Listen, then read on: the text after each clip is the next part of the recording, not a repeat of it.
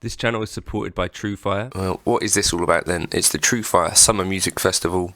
What I'm going to tell you about, you can get 1 month of all access for just $1. The all access, you can dip in and out of every single course on TrueFire, so that's a really great way to get some awesome courses down you.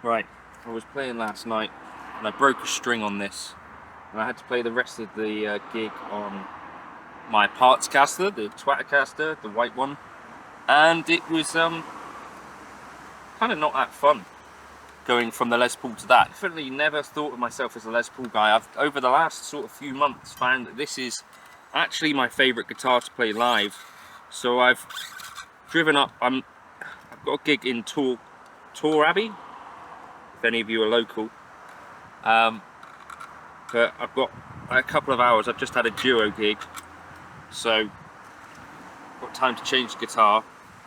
I'm going to actually top wrap it. I think what I'm liking best about the Les Paul is like the less string tension thing, because it's what, 24.5 the scale length.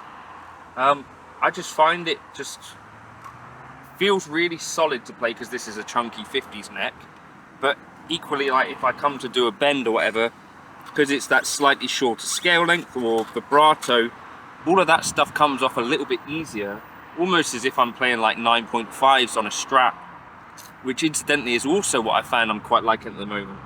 Maybe I'm just getting old. Maybe these fingers are getting tired. So anyway, this is the first time changing the strings on this since Chris sent it over from America. I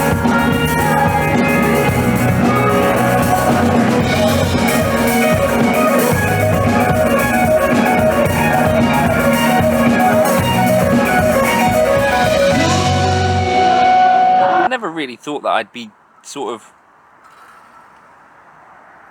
wedded to this idea of playing this Les Paul live, to the point where, like, if I'm not making a video talking about playing another instrument at the moment, I think it's maybe partly because I've got so many of these in-ear gigs where it kind of helps to have like a little bit more of a ballsy sound in your ears, like a bit more of a mid-forward sound, because other things tend to sound a little bit thin just because in-ears are in-ears. Do any of you guys play something different at home to what you play on gigs? Like, is this a thing anyone else has encountered? At home, I know I'm a Strat or Tele guy, but when it comes to playing this live, it just feels more comfortable than I've ever felt on a Strat or a Tele. I don't know, is that just me? Maybe I'm strings off, innit? I'm gonna put on a set of D'Addario NYXLs that Anthony gave me. Anthony didn't like the way they felt.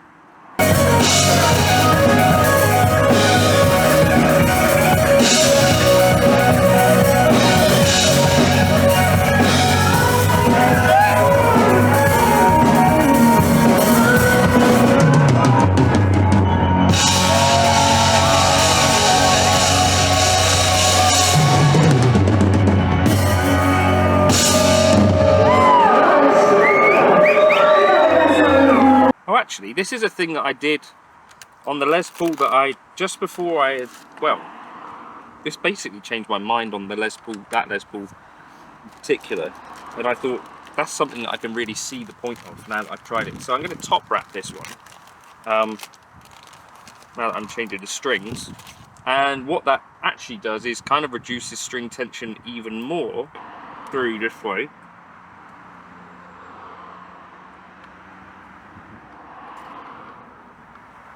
Let's see.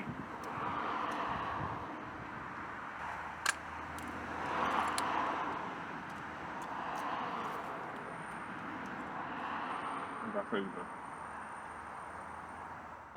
Right, strings on,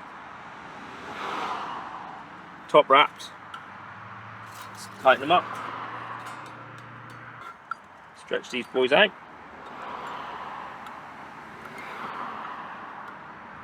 Don't know whether I might not have the angle to the, I think that maybe it might be a little bit on the loose side. See what happens, because I don't have a huge brake angle there. I imagine I've got some katsu from a McDonald's wrap of the day on my white shirt, so that's ideal. Yeah, I'm really enjoying this. I'm gonna chuck up a clip here. I did a transcription, or Daniel did a transcription of one of the Les Paul solos. I've actually got 3 of them transcribed that are going to go up on Patreon if any of you are looking for that sort of stuff. The first one was Don't Look Back in Anger.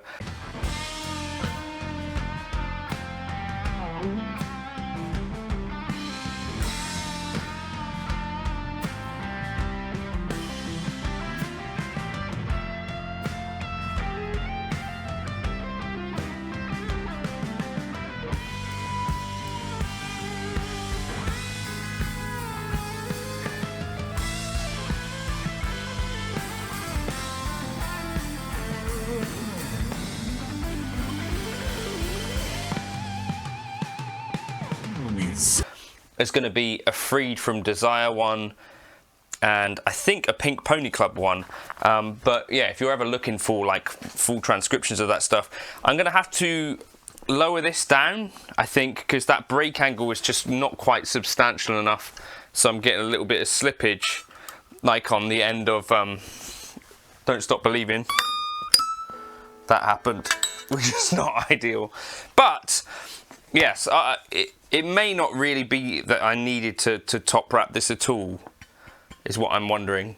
But it's done now, isn't it? So yeah, I'm going to lower that part down a little bit, increase that brake angle a smidge, which basically undoes like some of the work I just did, right? But I really enjoyed it. I have a couple of weekends off now, but for sure, this summer basically has taught me that for the types of gigs that I'm doing, so like these functions where there's a good mixture of soul and a good mixture of rock, the Les Paul actually suits me phenomenally well, especially when it's an in-ear gig and you're kind of like looking for something to kind of sound robust in less than ideal circumstances for me. Like, I don't like the sound of my in-ear mixes in general. I just feel like it's too close and all that sort of stuff. But in this situation, the Les Paul does about as well as anything I've played to be enjoyable.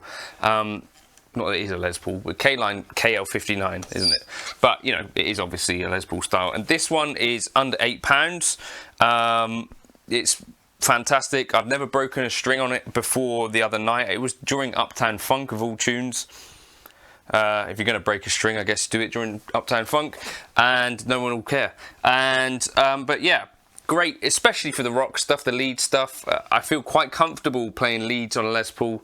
As I say, at home, like, the Les Paul is very rarely an instrument that I reach for, which I guess is why it's taken me till, you know, my 36th, 37th year to actually discover that a Les Paul works fantastically well for me live. But there it is, I've learned it now. So, you know, let me know if you're using one of these live, what style of music you're playing. And again, if you want some full transcriptions, go online, check them out. Thanks for stopping by. I hope you're having a good weekend. I need to go and get some rest.